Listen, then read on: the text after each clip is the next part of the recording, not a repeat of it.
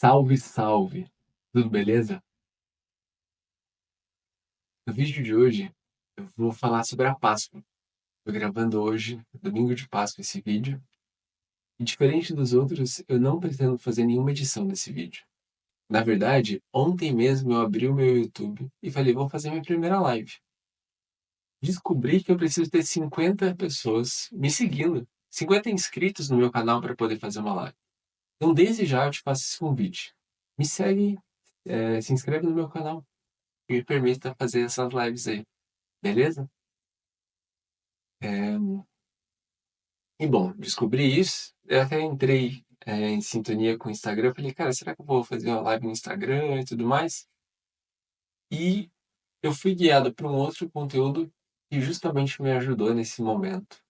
Tá aqui agora fazendo esse vídeo. Me deu clareza, me deu discernimento, me deu um propósito para falar as palavras que eu falei hoje na Páscoa com a minha família, mas também os propósitos para eu meditar essas palavras no meu coração. E bom, meu objetivo era fazer primeiro uma live falando sobre esse conteúdo da Páscoa e no dia seguinte, no caso hoje, falar com a minha família. Mas nem tudo acontece como a gente planeja, né? Então, eu primeiro falei com a minha família e depois subindo fazer essa gravação. Isso. É, como que foi o meu processo para compartilhar, né, essa ideia que eu vou trazer aqui? Hoje de manhã, quando eu acordei, sempre faço uma meditação, uma respiração profunda, me conecto com a luz do sol. E isso me ajuda a acordar, né? Despertar tranquilamente e tudo mais. E assim que eu fiz essa minha prática pessoal, eu já me conectei na escrita. E escrevi aquilo que eu vou compartilhar aqui com vocês. Depois eu liguei um cronômetro para ver quanto tempo levava a minha fala ali, né? A leitura desse meu texto. Fiz algumas alterações nesse texto e olhei o tempo e falei, cara, é isso. Tá ótimo assim, vamos que vamos. Cheguei na casa de meus pais, onde ia ter a nossa Páscoa de família. É, foi, foi uma reunião um pouco mais extensa, recebeu mais visita do que o de costume, isso foi ótimo também. É, salve para todos que estiveram presentes. E frente a essa reunião, conversei com meus pais, enfim, eu estava pensando em fazer uma leitura ali, né, na hora da oração, antes da gente se alimentar. Fechou? Fechou? Então, é isso. E até usei o termo leitura, né? Meu objetivo era esse, eu já tinha o texto pronto. E beleza, né?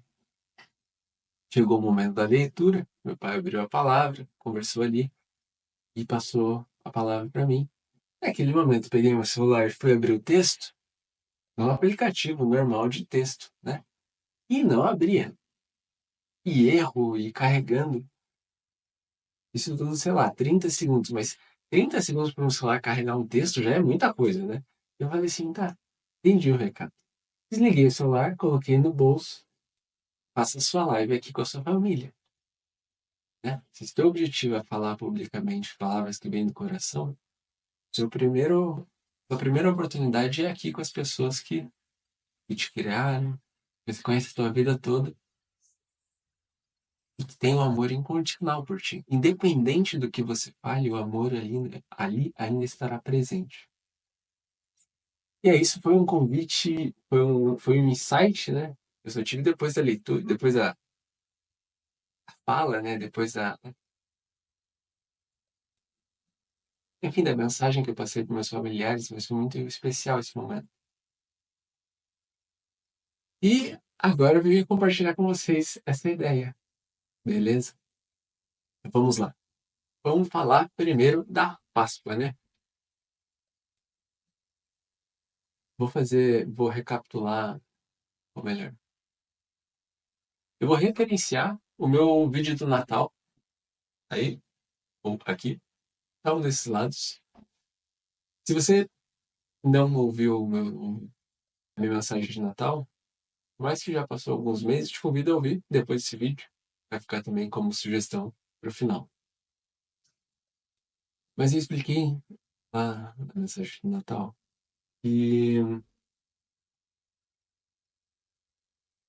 tudo que a gente conhece relacionado ao Cristo, tudo que a gente reconhece, ou melhor, tudo que a gente conhece relacionado à vida de Jesus e aos ensinamentos católicos, eles foram, por muito tempo, interpretados, manipulados, alterados. E como que tudo isso começou? Vamos voltar até o tempo de Jesus, ano zero ali. Naquele tempo, Jesus deixou sua palavra, deixou sua mensagem, e ele, depois da sua crucificação, ele retornou para, através da imagem de Jesus ressuscitado, através de canalizações, principalmente pelos seus discípulos e tudo mais. Isso é uma parte da história que a gente não ouve muito na Igreja Católica. Na verdade, são poucas as escolas e os grupos esotéricos que falam da vinda de Jesus como Jesus ressuscitado no sentido de canalização, no sentido do Cristo se manifesta através dos seus seguidores, dos seus apóstolos, a ponto de entregar novas mensagens, novas ideias, na mesma beleza, na mesma graça, no mesmo amor, verdade que Jesus tinha na sua época. E bom, isso começa a criar muito burburinho por trás da imagem de Jesus. Por quê?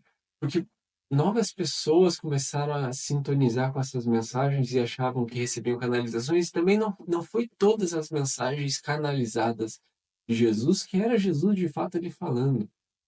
É importante reconhecer isso. Mas por que estou falando isso?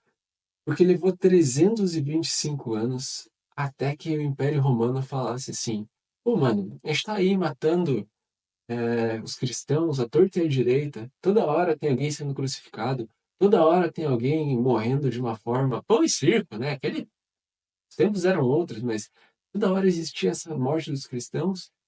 E aí no Concílio de Nicéia, eu falo mais sobre isso no vídeo do Natal, mas no Concílio de Nicéia foi declarado que cristãos seriam bem-vindos no Império Romano, vamos fazer da religião cristã, dos seguidores de Jesus, a nova religião aqui do Império.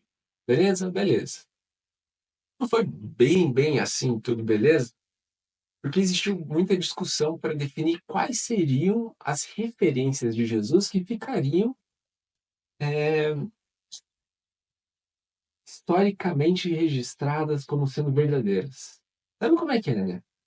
Cara, a verdade quem conta são os vencedores e os vencedores não contam a verdade, né?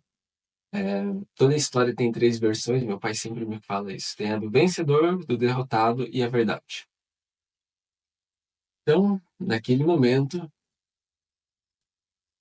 os que se diziam vencedores, que matavam os cristãos, se reconheceram como, talvez, derrotados, porque eles tiveram que aceitar os cristãos como sendo a sua religião, ou melhor, como sendo uma religião válida na época, e aí manipularam toda uma realidade ali, toda uma verdade para contar uma história bonita e vender esse peixe para mais pessoas, né?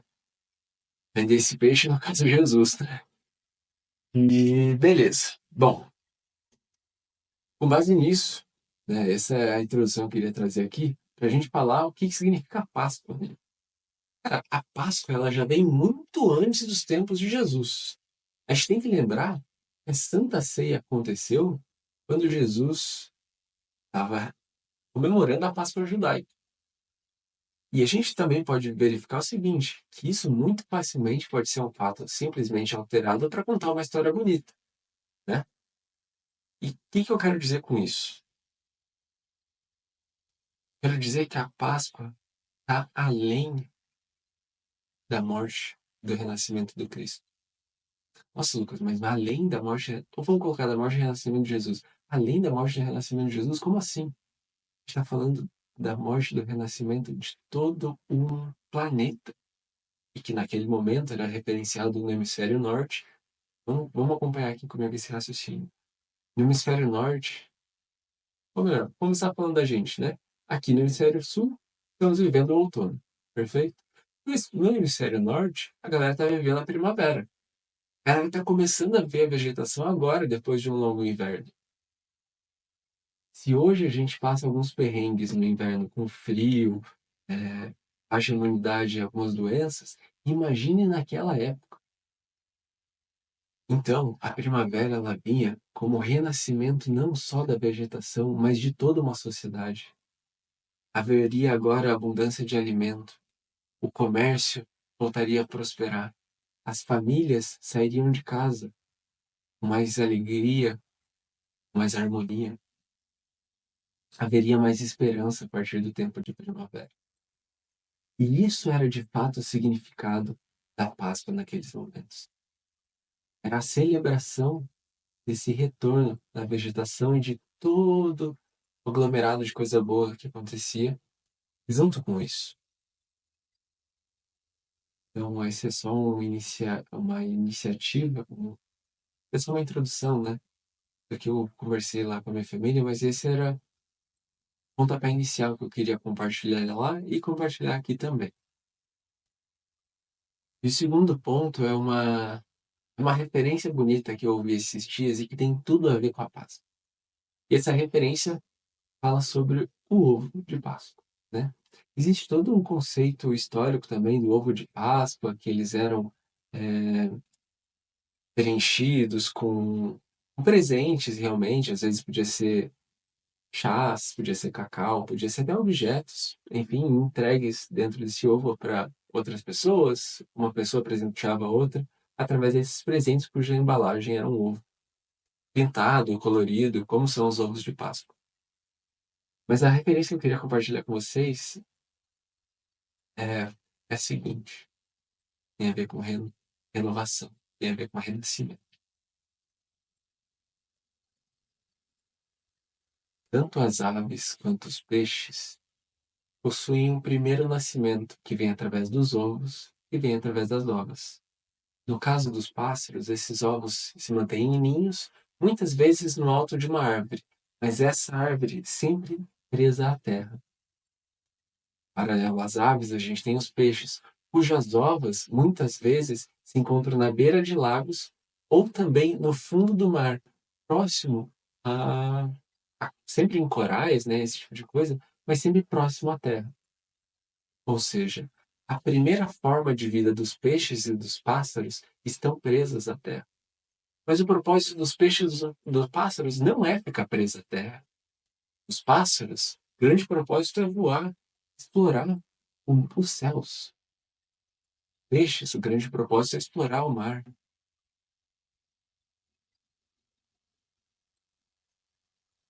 Os pássaros voam, os peixes nadam. E os seres humanos? Isso tem tudo a ver com nós, seres humanos.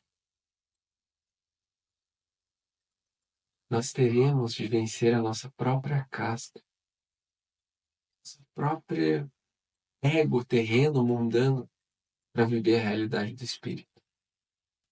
É necessário vencer essa realidade que nos é imposta como normal para viver a grande verdade e enxergar como Cristo enxergava, de sentir o amor incondicional por tudo e todos.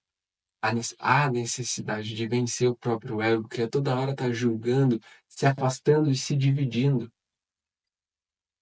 O ego tem sim sua importância. Nos defender, nos identificar quem somos nós, quem é o outro. Até certo ponto, isso é ótimo, perfeito. Uma criança com certeza precisa reconhecer a sua própria identidade para ser uma pessoa que vai se desenvolver num adulto saudável. Mas chega um momento de nossas vidas em que essa casca, esse ovo tem que quebrar. Em que temos, assim, temos apenas se desejarmos isso. Não estou impondo essa realidade para ninguém. Mas se tu queres viver a realidade do Cristo, quer sentir a ressurreição de si próprio, há necessidade de quebrar essa casca e sair desse ovo. E bom, esse ovo, dentro desse ovo é muito comum a gente ouvir esses julgamentos, né? Julgamentos que a gente vê, abre a TV, abre a internet, ou às vezes a gente fala de algum irmão, de algum familiar, julgando, apontando o dedo. Porque política é corrupta, porque no futebol não jogaram bem, porque, sei lá, qualquer coisa. O julgamento sempre surge quando a casca ainda não foi quebrada.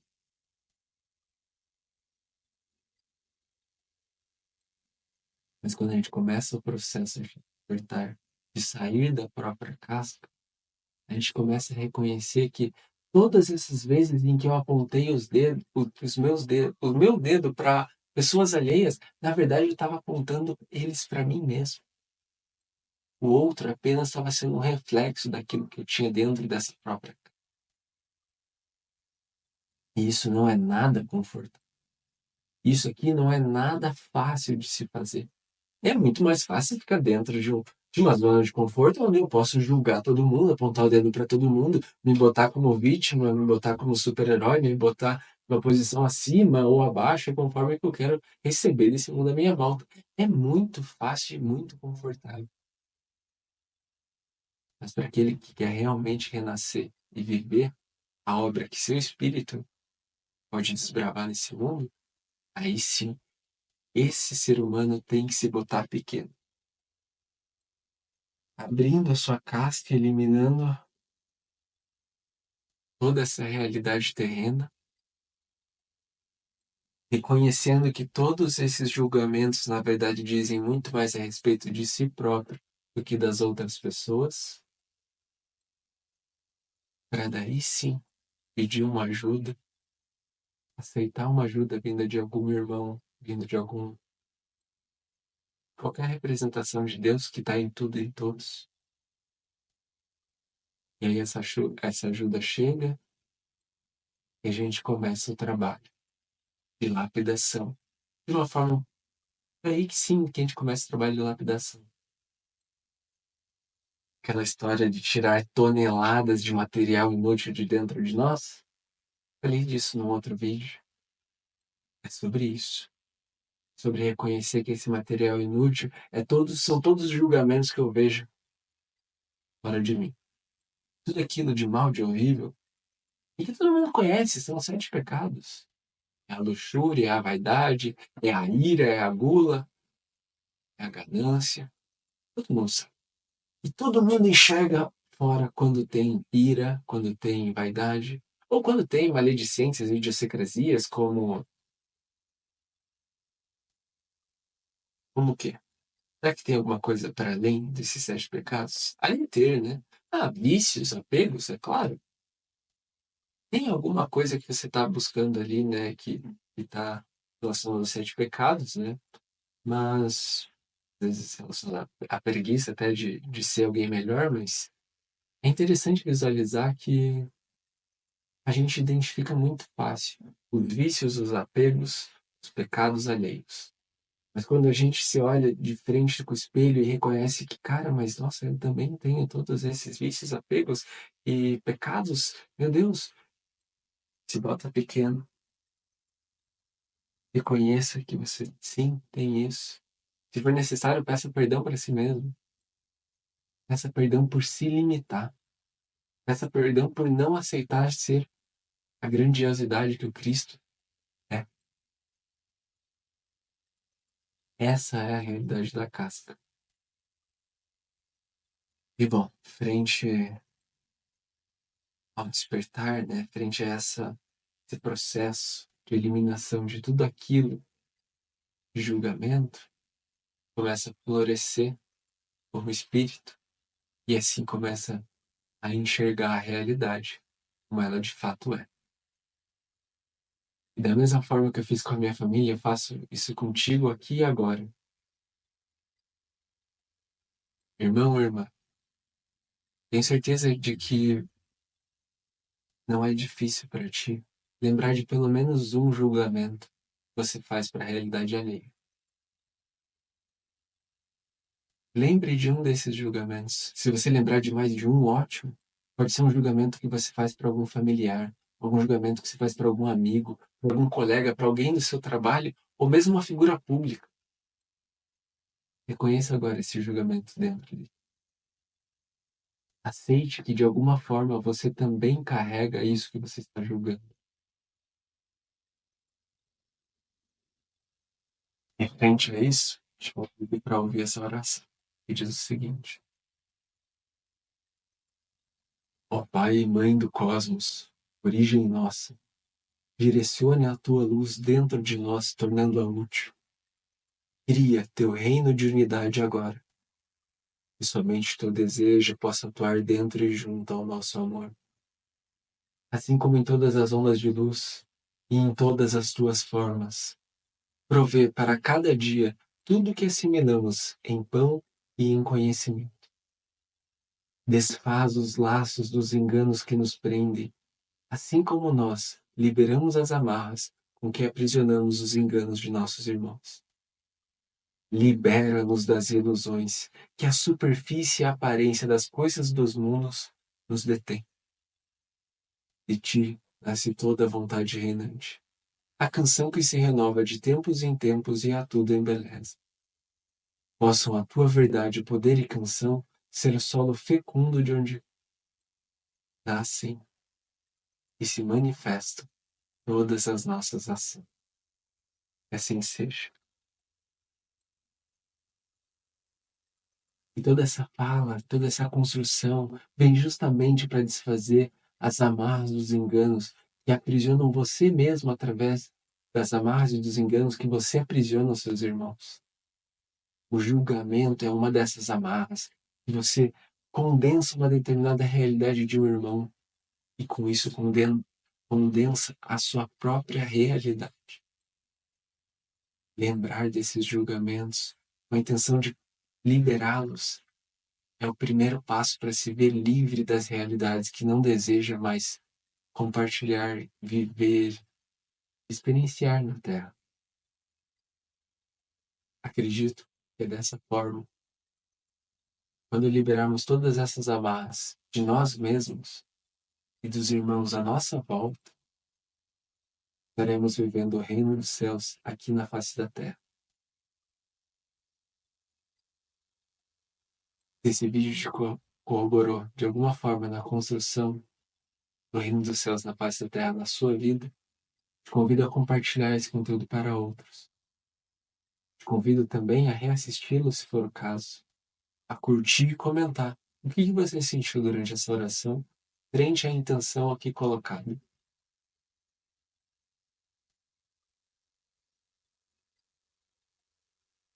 E é isso. Obrigado. Tamo junto. Grande abraço.